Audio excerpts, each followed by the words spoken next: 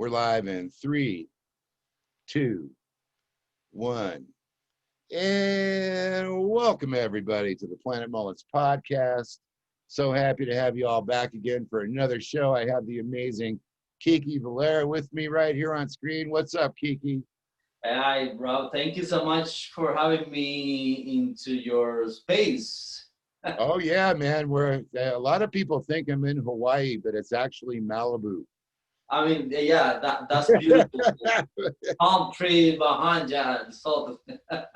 Yeah, well, you know, it's definitely not with the California fires in the video today, which is good. But I just wanted, before we go very much farther, I wanted to read a little bit of a review from Bill Tilford from the Timba.com Isle of Music website about your new album, which we'll get into fully today. And Bill said, while dancers will move to this right away, audiophiles will also notice the definition, headphone sweetness, and surprises that are eventually discovered after repeated listening. And I gotta say, Bill really nailed it, man, because when I first heard your music, the first thing that caught my ear was the tone of like everything. It was just so perfect, you know, because I know you're a studio guy and you did this in your studio, right? Yeah. I used to. I've been doing some studio stuff since quite long time. I mean, because I love all that tech stuff. Right. Nah. Yeah, but it was just amazing because as a Grammy voting guy, that's one of the first things that I hear, because the tone of something is what you get. You have to have the tone. And speaking of the tone, before I commit a sin that I have to atone for, I have to read my commercial. So it just takes a minute. My sponsor today for the Planet Mullins podcast is BodyRejuvenationCandles.com. They are candles with a purpose: to emit light and to moisturize and rejuvenate the skin as a lotion. They're incredibly therapeutic for dry skin. I use them. I'm going to send Kiki a free one. We're both going to love them, and you should love them too. So BodyRejuvenationCandles.com.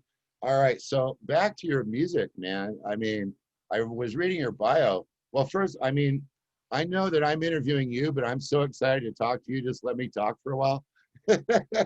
That's okay.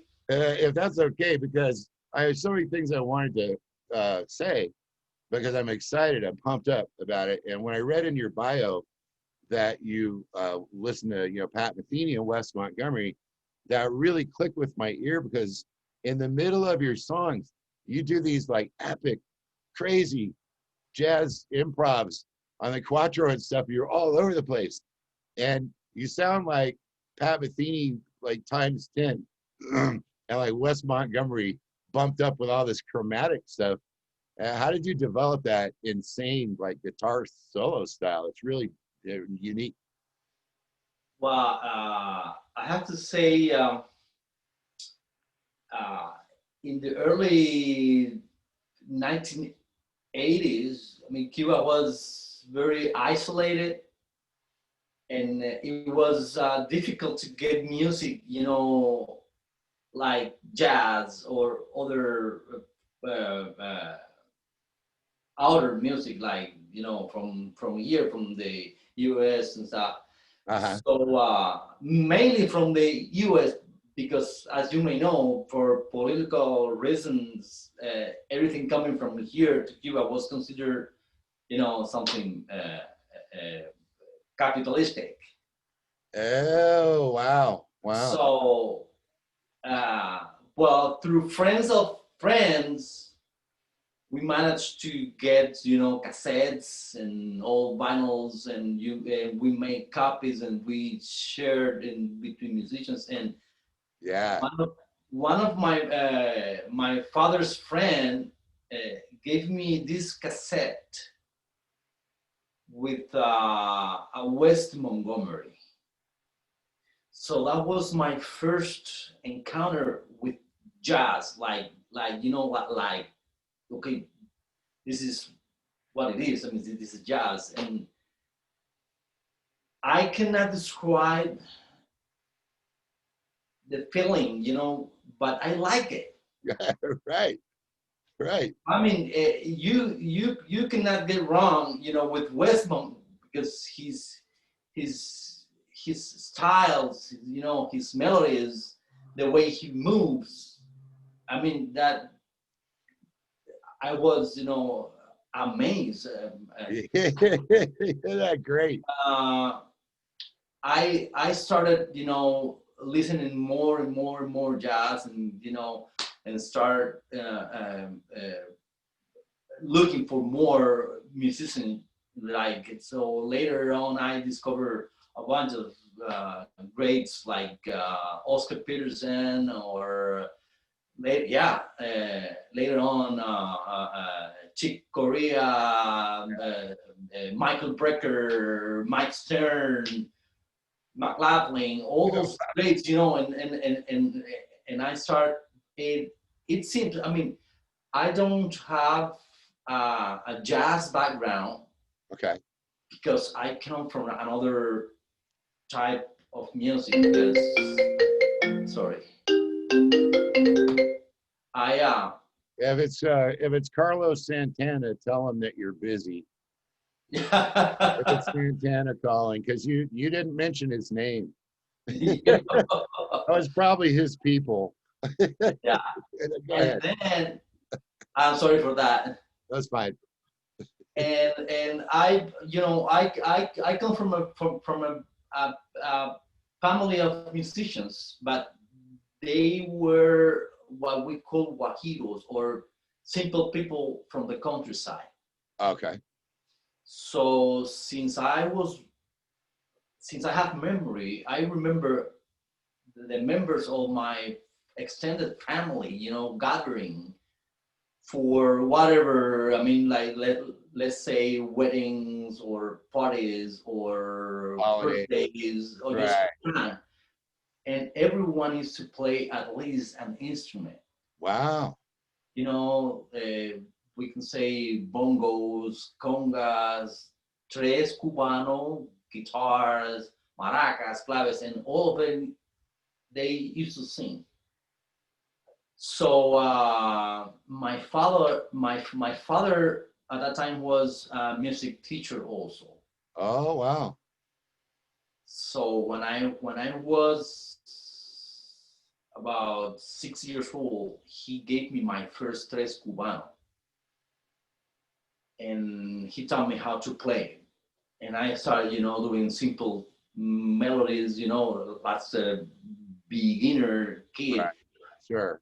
But due to my musical environment is all about traditional Cuban music. Okay. Because with the time, we discovered that my family, my ancestors, were conveyors of the roots, I mean, of a traditional Cuban music. Wow. And as you may or may not know, in Cuba, everything about music is these two sides of cultures, like from Spain and Africa. Ah. And my family was conformed from those branches. One part of my family, they came into the colony from Canary Island. And another branch came from Africa due to the slave brought into the country. Wow. So what ended up happening is that everybody. So we're talking, I mean, centuries. Let's say in the late 1800. Wow. It goes way back then. So way back, yeah. So after when I was about 10 years old, I went to the music school. I mean, into the conservatory, Esteban Salas, to study classical music, guitar. But after some time, because I was a very I was very young and little, and the school I had to travel, you know, miles, and was hard at that time to accomplish that, you know, and Oh yeah, for sure. but I was very lucky because my father was a music teacher too, and my mother is a dance teacher. Wow. So now you can see my life was, you know, surrounded by music and dance and tradition. Well, it's a good thing that you didn't choose to be a lawyer. Yeah. But, Because- but then, uh, so I I went to college okay. and I study electronic engineer. Ooh, fancy. But even there, even there, in I was involved in everything about music. You know, every single band conforming in this, of the school I was member of, and Ah, and but I decided to make music my career. So I was a tres player. Tres Cubano is this instrument from the guitar family, which has three double strings. okay. So let's say this is my Quattro. If we if we take this pair off, here we have one, two, three double strings. Oh, wow, cool. Uh-huh. This is a tres cubano with three double strings. Got it. So when I discovered the jazz music, I tried to play along with my tres, Right, right, right. but something was missing. Yeah, the other three strings. Yeah, and we have in Santiago de Cuba, we have this place where the elders go to play traditional music, and I used to go almost every day. Wow. And I one day I saw this old guy playing a quattro, and I immediately knew that that was my instrument of choice Wow. Without even playing one yet. because the quattro was more complete. Okay. I mean, you are a musician. Right. You can have a chord with three notes, simple ones. Right. But to have a real chord, you need at least four That's right. That's right, man. to create more complex, more And, weird textures, more tensions. right, right. Yeah. Yeah, man. So I did, okay, this is my guy. And because the Quattro is an extended tres because it has another double strings, Uh-huh. the way of playing is not very different. Okay. So I could switch from tres to cuatro just overnight.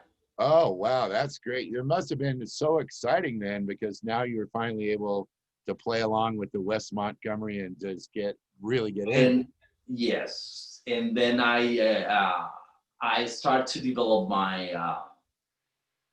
my own techniques and style, and but I have to say, I mean,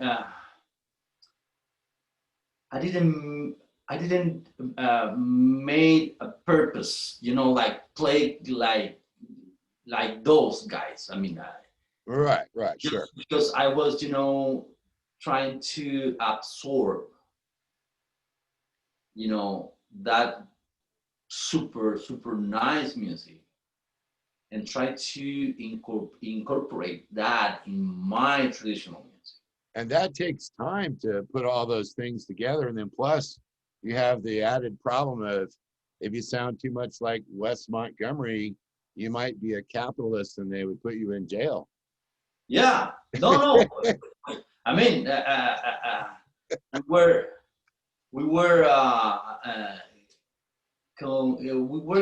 communicating with someone the other. I mean, from a percussionist of a Chicago band. Oh, And I when I told him that I was kicked out from my school because I was wearing a T-shirt.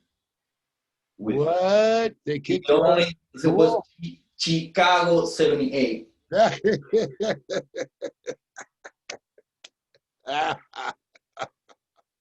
And he started laughing at that. I don't believe that.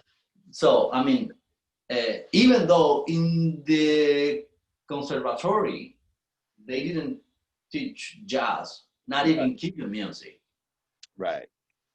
So you be in big doo-doo if you were caught playing Cuban music at the classical school. Wow. Yeah, there's a lot of those strange kind of barriers where people little group and another little group and another little group. And then what's so interesting about your story though is that here's another example, and I hear this every time I interview a new person, is that the music always finds some direction and it always reaches through the politics and it always ends up on the cassette and it makes it where it's got to go. It's like music has, I call it a magic power because it just goes. And, you know, I remember listening to rock music when I was young because when the Doors came out, that was the first Doors and the Beatles.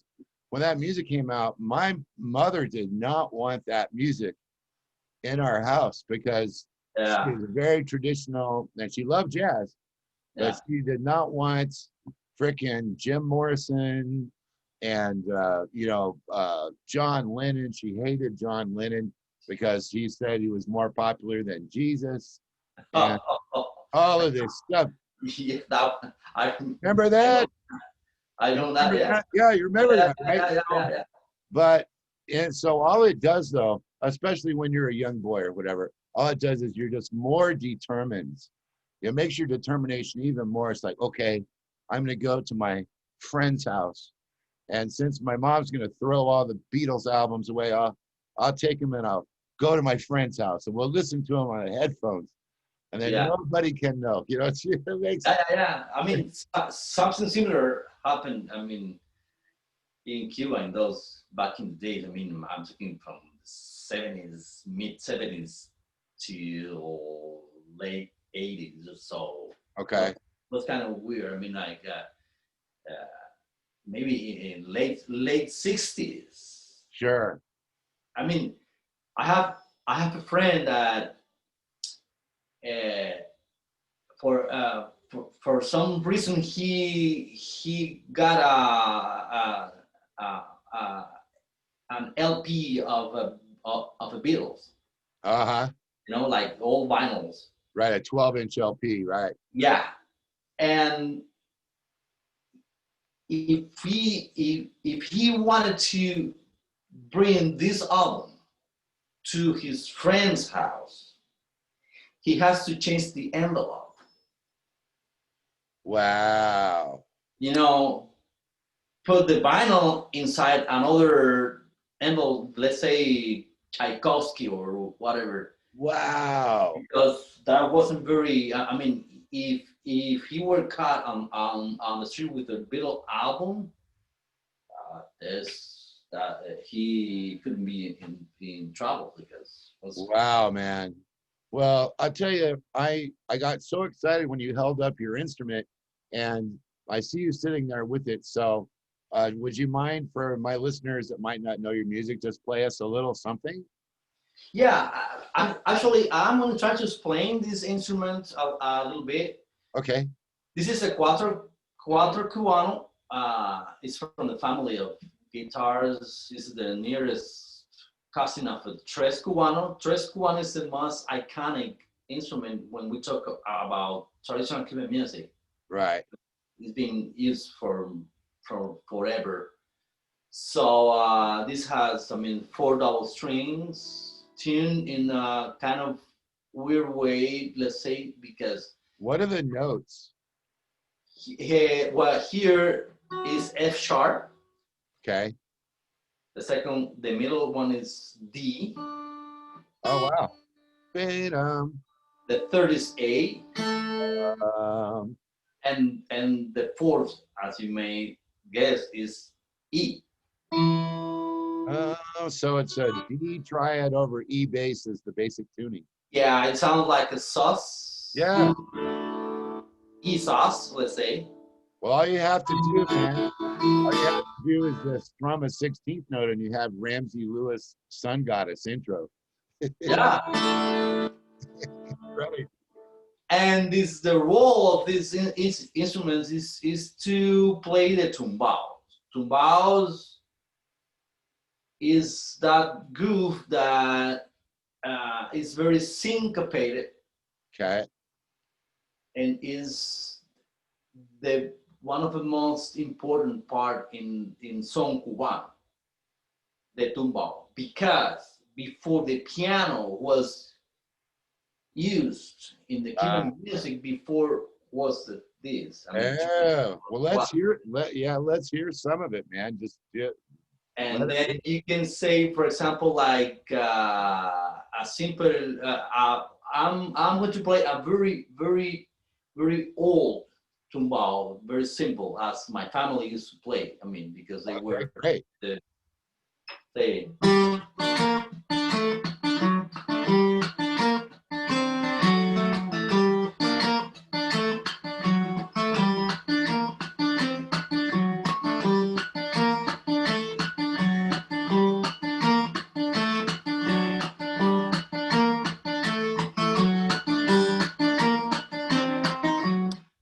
From there, we can play this same thing, but in a more modern way. Oh, cool, man! I play the both. See.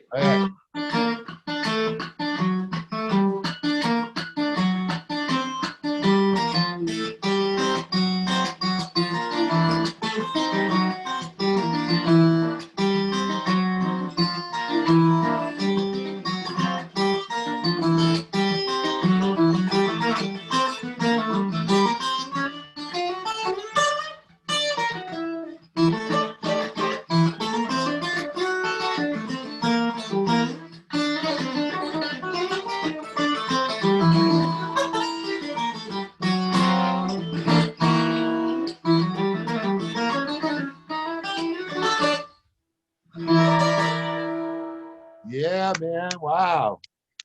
This is, I mean, but I mean, in the traditional music, for example, this simple tumbao were used to sing many songs. Oh, okay. So it's like the background for the vocal thing, yeah. Yes. So with this, you know, this is first and fifth degree, and we can sing something like that. Dame la mano, amor paisa, dame la mano que ya me voy. Dame la mano, amor paisa, dame la mano que ya me voy. Dame la mano, amor paisa, dame la mano que ya me voy. Dame la mano, amor paisa, dame la mano que ya me voy. Vi de un hombre que venía por medio de una montaña. Vi de un hombre que venía por medio de una montaña. Era el capitán de España, ay, no tenga miedo, alma mía. Dame la mano, amor paisano, dame la mano que ya me voy. Dame la mano, amor paisano, dame la mano que ya me voy. Wow, man! This is a kind of example of yeah. Yeah, it's like I'm getting a master class today. You're giving me a master class, man. I'm so thrilled about that because, see, you know, coming from the jazz side, I listened to some Latin music when I was young because my mother liked jazz, but we never had any access to the Cuban music, man. Yeah. But it works the other direction too. It's like, Yeah. while they were telling you you don't want any capitalist stuff, they were telling us that we can't have any communist stuff. Yeah. So all throughout, even late 50s, 60s, even into the 70s, there would be very small amounts. Like the only Latin music that I got to hear was this guy named Martin Denny. Okay. And I don't know if you know who Martin Denny was, but he was, and I don't know if he was exactly his ethnicity, but he had, you know, conga player, and he had maracas, and he had like a little bit of a montuno feel once in a while, but mostly it was these slow bossa novas. And that inspired me so much because, you know, jazz is the swing feel. The swing feel, yeah. Swing feel. And then when I heard the straight eighth note feel, right? When I heard the straight eighth note feel from Martin Denny, then that inspired me to write bossa novas. And I didn't even know that I was writing bossa novas because I didn't know, you know, because when you're a kid, you don't really understand everything thoroughly. But now that I'm older, I really realize it was your country's government and my country's government trying to keep us apart. And for no reason. What? For no reason. I don't understand, you know, my last guest that the show that I did just a couple hours ago before you, we were having the same discussion of why is the politics always in the way of the arts and the expression of the people, because, you know, the feeling, just listening to you play this simple stuff, man, your groove and the style and the tuning and everything, that's what I need. I need to hear that. I don't need to be on Facebook with this one group is going to blow these people up and the other group hates these people. Yeah. I don't need that, man. I just want the music to be free. Yeah. The music needs to go everywhere. And, you know, that's part of why I'm happy to support you during this Grammy season, because, you know, you've obviously put in your time, man. You put in lots and lots and lots of work to sound that way. And you can tell when a master is playing within 2 measures, you know if they're a master or not, because you can feel how natural it is. Like, you know, for me, when I sit down and I play the piano, it's more natural for me to do that than to speak. It's more natural. Because it's the way that we express ourselves the better. I mean, like the best way. I don't even know how I'm doing this interview even in English. You know, but I am the same. I prefer to play instead of talking. I mean, I don't really, you know, I don't really like, in a lot of situations, I don't like to talk to people. And that's something that only my close friends know that about me, because one of the reasons I became so obsessed with music when I was young is I didn't like hearing people talk. I just didn't want to hear it because, you know, there was a lot of drama in my childhood and there was a lot of angry tone, a lot of angry tone. And, you know, when you're young, you can't even explain what that is, but you just feel that it's bad. You just feel this bad tone. I have to escape. Yeah. It's like your instinct tells you, I must escape the bad tone. And every time I would just go to the piano, it was in the living room, I would walk by and I just go, bah, and I play a middle C. And I would feel better. like this. Already, yeah. And I couldn't explain that. Now that I'm an older guy, I'm like, well, there's all of these books about it, and you know, I could go on and on about therapy for you know, abusive family situations, and I could be turned into a psychologist to help other people that were abused and Yeah. all of that. But I ain't gonna do that, man. I'm gonna sit down and play A minor 11 to a D13 sharp 11 to a F over a G to a C Lydian. And then I'm just gonna do that over and over until I feel great. And it can only take 5 minutes. I'm telling you, music is what keep us sane. Yes. Yeah. It's music. Right. Right. Yeah. I don't know. I mean, I've been. Is the same to me. I mean, if I want to be relaxed, I just play. Right. It's the Right. way when we can release all our tensions. Yeah, I was with my person earlier today. You know, we were talking about how everyone on the internet and in American society, everyone is so angry right now. Mm. And you know, he said, "Well, what do you suggest for people to do? Because for some reason, a lot of people look at me and they think, well, Rob's going to know what to do, and I don't always know what to do, but I will tell you that if you can play music, it's going to help you. But if you can't play music, get yourself this thing. We have a thing called a punching bag, Mm-hmm. and get yourself some boxing gloves. Then go out and put that in the yard, and just, you know, put whoever's face that you And don't like. parking. You know, if you want to put Trump up there and just beat on that all day until you feel good.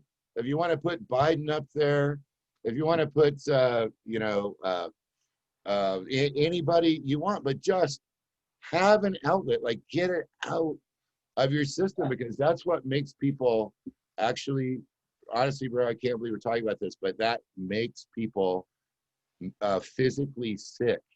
Yeah. When they're not able to get all of their stuff out. And I think it's a natural thing for men, especially, to be aggressive Mm-hmm. and to want to hit things. And, you know, in the proper context, that makes a lot of sense, because, you know, back when these two different countries were coming into Cuba in the 1800s, boy, the men had to be very aggressive because they had to protect their women. They had to fight off the disease. They had to keep track of the kids and all this stuff. And then once they land on the island, then they've got to find a life and protect and build a house and all that. I mean, aggression has its place, right? Yeah, yeah, sure. But, you know, it's so, for guys like us, though, it's like, I was never that guy in school that I was going to go fight everybody or anything.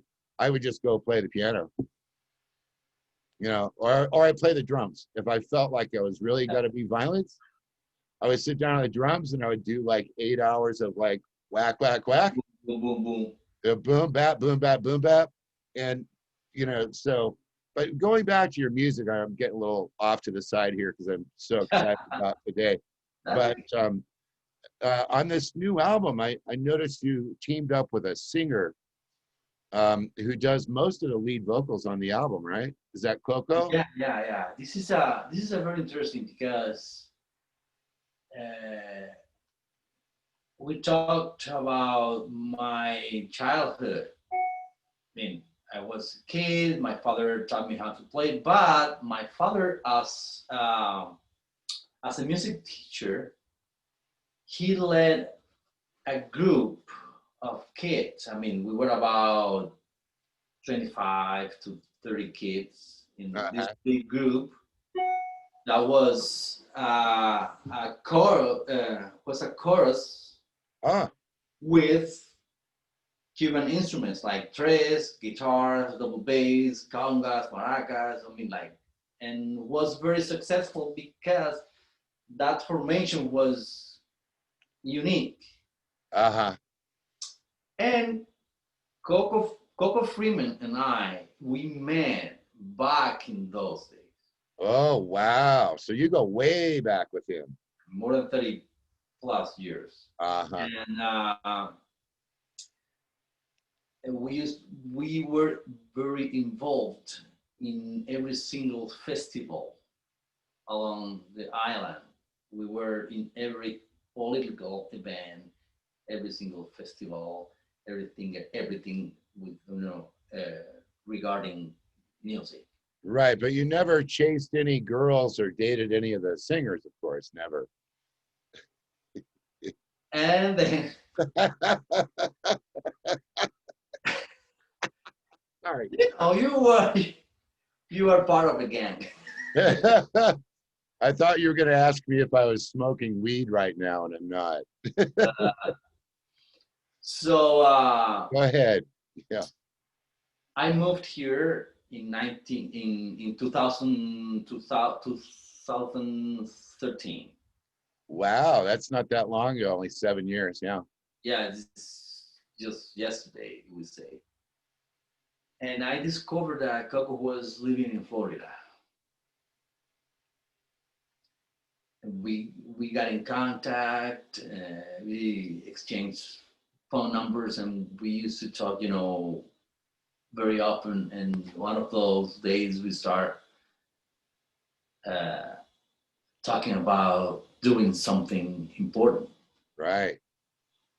So I have to say something, because my manager, which is my wife, Naomi, she was always encouraging me to do something, some project or some stuff, but that didn't happen till I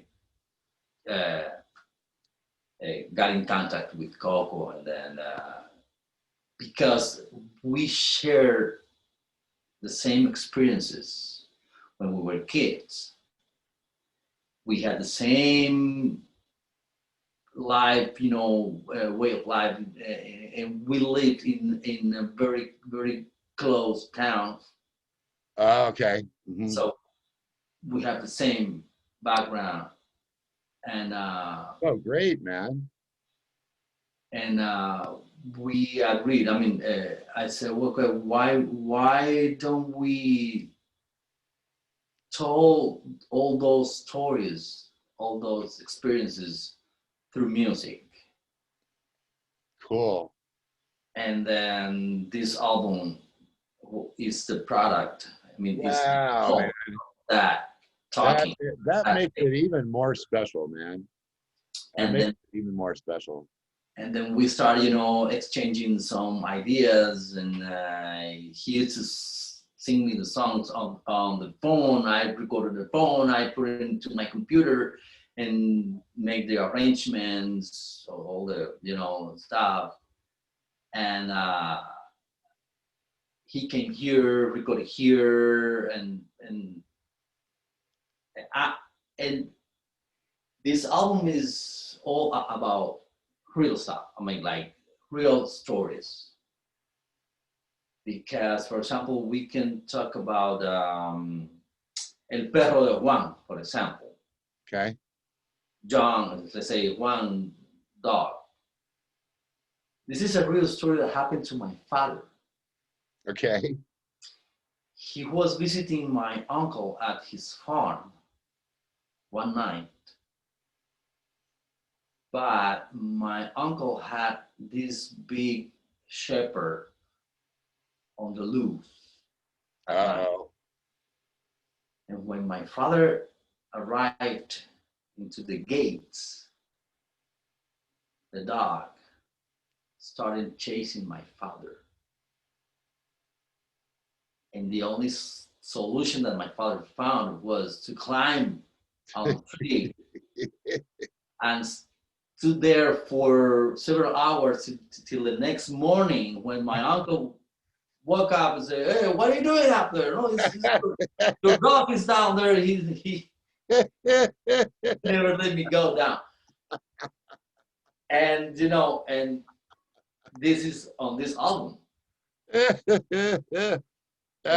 Sorry, like, for example, the Panchita, which was our little pig, Ah, you know, and she accidentally died, and we mourn that, and you know, and we create music out of those right.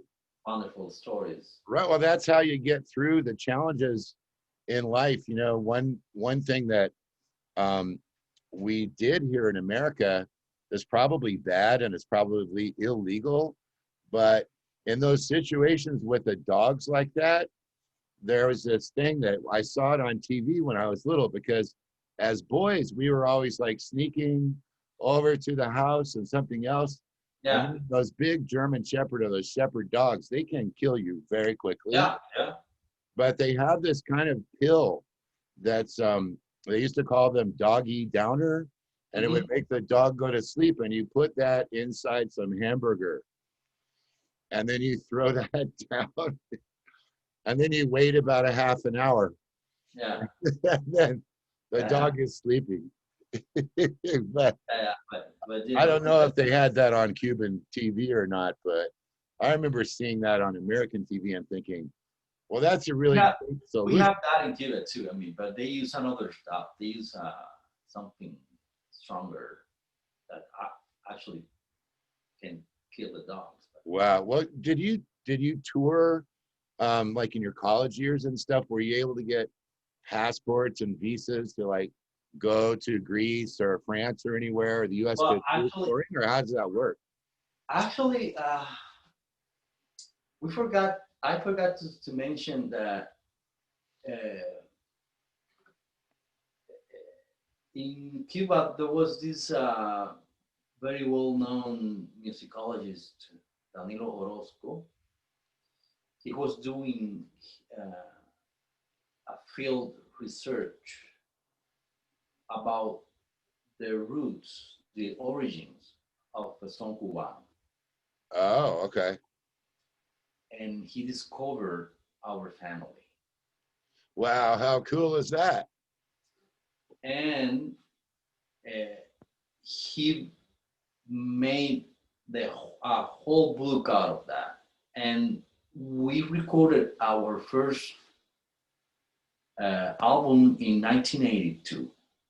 This was a double LP for not for commercial purposes, Huh. but more for education. Wow. So they were actually using your family as the number one example of the music of the culture. Yeah. Well, that's incredible, man. That's amazing. And then in the beginning of the 90s, there was this company from London that was looking for something authentic to record, and we recorded for them. Our second album was a CD, Uh-huh.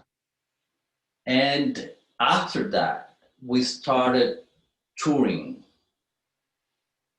mainly in Europe. Cool. We used to, but before that, when I was about 15 years old, we made a tour into the former USSR, Wow. Soviet Union. We were into Czechoslovakia, Wow. the former Yugoslavia, Wow. Bulgaria, with my father's group of kids, you know. Wow, man, that's incredible. Yeah, And that then, must have been really amazing to do, because I've spent a fair amount of time in Russia, and but only going there since 2005. mm, At the time that you went, it was really a scary place, I bet. was you know in the middle of Cold War, Right. and but no, but I mean we are a socialist country, and there was no problem. Right, because it was a We were fine. Yeah, socialist. yeah, there was. And I just thought it was weird because I was a music teacher in Russia for a while, and I had this crazy experience there of this woman from the school invited me to her house to have dinner with her and her family, and I was staying in a hotel. And one time I was there at the Holiday Inn. It's called Moscow Lesnaya, the Holiday Inn. It was $700 a night for a Holiday Inn. I mean, it's not some incredible room, but if you're American, it's $700. Yeah. If you're Russian, it's like 200. But then this lady invited me over to her house. So I come to the building, right? And a really old building that was very like concrete from all square. yeah, right, right. Yeah. Yeah, the square thing. And then you get up there and you go in, and there was no elevator, and she was on like 13th floor. And all the way you're going up the thing, and you can smell, because they have a trash chute that goes from the top floor, and people just drop their trash, and it goes like 50 floors down and lands on the ground, and they only collect it like once a week, so it smells really bad. And then I get up there, Kiki, to the door, and I have my phone, and she opens the door, and the door is this thick, right? The door is like, and it's got Naugahyde, which is an upholstery, then the wood, and then Naugahyde. And she let me in, and she closes the door. Closes the door, and I said, "What's the deal with the door?" And she said, in the years that they built these buildings, the police would come, and they would stand outside the door. And if you were saying anything against the country, they would break down the door and take you, and you would disappear forever. I mean, these kinds of things, politics, I know we're not supposed to talk about it. I don't like talking about it, but isn't it interesting that regardless of all the barriers that happen with this stuff, we still are here, man. You're still here. You're still making this amazing music. I'm still here enjoying the beach, for what beach it is. But and due to those recordings, where we had to conform a family group,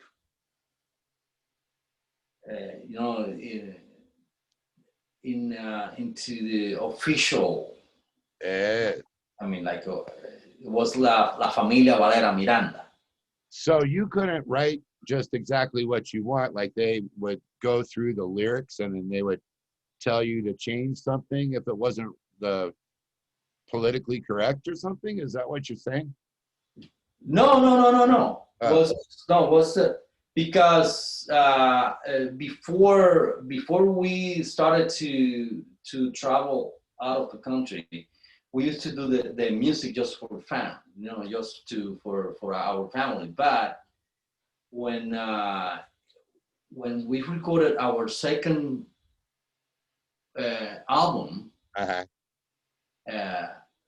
then that opened the doors to go out of the country. I see. And then some booking agents started to reign, let's say.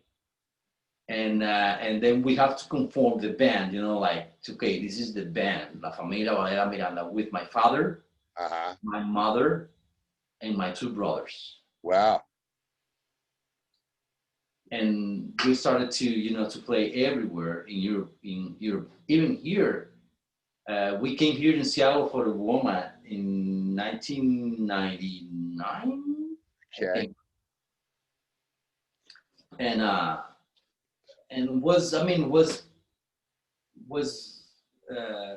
for me was a big deal, because we were able to go out to meet people, to know more about others, and to bring with us this music. The music of La Familia Valera Miranda, because was the style that we which we play that you created. Yeah. Well, before you go on, I wanted to say one thing that's just so funny and so different about your family and my family, Uh, because in my family there's 5 people. So there's my father, my mother, my 2 sisters, and me. And you know, if you have a family band, you're always with those people, so you get along with them. But I remember my one sister, who was always kind of the funny one, she would tell people when she was in high school, she would say, "Oh, I'm part of a really strange family because you know how families love to be together. But when all 5 of us in my family go anywhere and we get out of the car, we all walk the opposite direction from each other." we didn't have that problem. I mean, we Uh, uh, we were doing that. I mean, this for years, for decades. I mean, right. every and was it was very convenient because we could be lodged in just two hotel rooms, Right. one for my parents, another for my brothers and me. Oh yeah. So it's very affordable for the booking Yeah, agent. Yeah, that's great.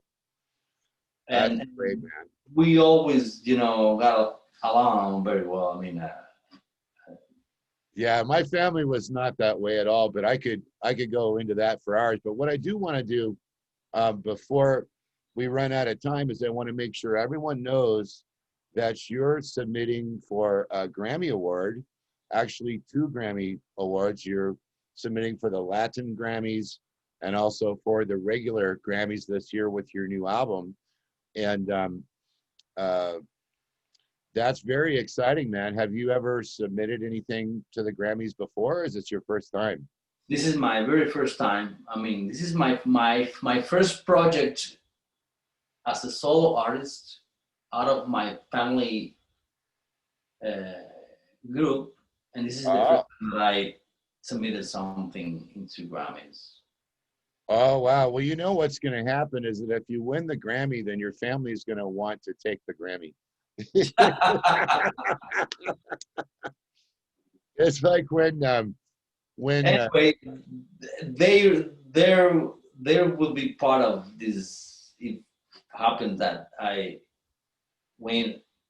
well, I would love to see it happen for you, man, because like I was telling you in the pre-chat before we started rolling today, you know, I listen to a lot of music as a voting member, and I get sent a lot of albums every year, Yeah, maybe now 5,000, 6,000, 7,000 full albums are sent to me every year. It's all on the internet now, mostly instead of the CDs, but that's a big responsibility to listen to this much music and to try and, you know, filter through hmm, all of the things that are there. And what's so impressive about you, and part of why I'm so supportive of what you're doing, is that, like I said earlier in our talk today, I put the music on and the tone, blam, and it had the beat, blam, and it had the emotion, blam, and it had the mastery, blam, and it had the spirit, blam. And I was like, I love this. And it doesn't take me,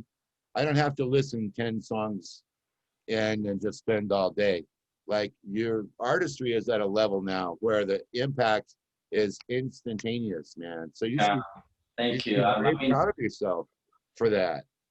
I mean, I am very honored. I mean, coming from you, this is a great compliment. I mean, it's because you are a very experienced musician, and as a as a voting member, you you've been through this so many times, and I mean, Right. Yeah, and I've been through it a lot of times, and you know, we don't get paid to be voting members or anything, but what's so great about it for me is that all of this new music that people have been spending, like in your case, many years developing all the stories of your childhood. You've got Coco coming in, and you're now living in the US, and you've got a great manager that's encouraging you, you know, to do this, and you're in good all the time. all of these things are coming together, and luckily for me, I get a free album. You know, so I think it's, you know, the Grammy thing on my side. Obviously, there's some of the albums that come in that I'm not so excited about them, but when I heard yours and, you know, Greg told me about you guys, I said, well, okay. I don't know much about Cuban music, but as soon as I heard it, all of those factors that I just mentioned, the 5 things I mentioned, they were all there, and they were so strong. At, you know, I think that if anybody should have a good consideration for these categories, it should be you, man. So, you know, and I listen to it and I put it on in the house too. Sometimes your videos are a little weird though, bro. They're crazy. You have one with a donkey or something. Was it a camel? What's that one video with this donkey or a camel? I don't know. I think maybe you could just don't make any more donkey videos. I don't know. But once again, I want to thank you for being on the show. You're a delightful guest. And if people want to get a hold of you or listen to your music, what's the best way to reach you? Is it a website or Facebook, or what do you want to tell everyone? Well, you can go to my YouTube channel. It's Kiki Valera. Okay. You can find me on Spotify, Kiki Valera, Instagram, Kiki Valera, Facebook, Kiki Valera, Amazon, Apple Music, almost everywhere. All right, cool, man. Well, yeah, I think probably a good spot for people to start with is your YouTube channel first, because most of the songs are up there from the album, and the production and like your live gigs that you do are great too, because I was watching one of them and it got to the middle of the song and you're going, Kiki outer space, baby. It's like Kiki Hendrix, Kiki. You're doing all this stuff. But man, no, listen to this. This is hilarious. So it's all going along and everybody's dancing like no one is crazy in the room, but you're crazy. But you have it mixed down, like it's not so loud that it's going to scare anybody. Like the drums are still the loudest thing in the mix. And I'm listening to these scales that you're playing. I'm like, that guy's in outer freaking space. He's playing like John Coltrane at the end of Coltrane's life on this wacky string thing, and no one even thinks it's weird. And I think you were a sneaky one. You were the sneaky Kiki right there, because you had it mixed down. It wasn't too loud in there, but I could hear it, and I was like trying to figure out those scales, because you weren't anywhere near the planet Earth. You weren't anywhere near Earth for like 20 bars. And then right before the vocals are going to come in, just like, whoops, you land and you're right back in it. That's the mark of a true virtuoso, my friend. No, I mean, I sometimes my wife, after a piece, I mean, because when I'm playing live after a song, my wife asked me, do you remember what did you play? And say, what? I don't really remember. No.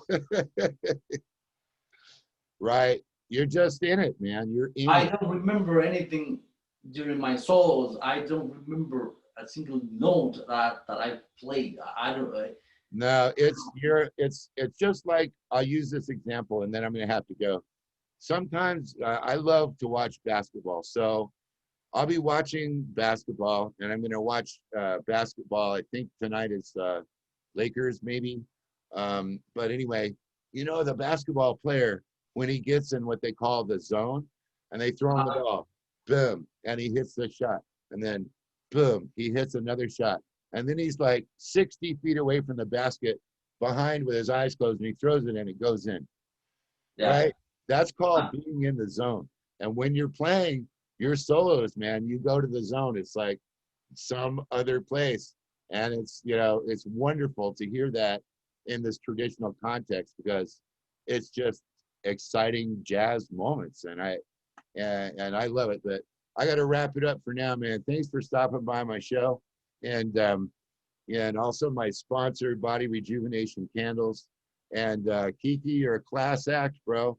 I can't wait to put this interview out there. And thank you, Rob. I mean, I'm going to share more of your music with the world. Okay. I mean, thank you so much for having me. I mean, I'm really honored. I mean, we've had a very, very, very nice conversation. Cool, man. All right. Have a nice weekend, bro. Catch you later. Take care.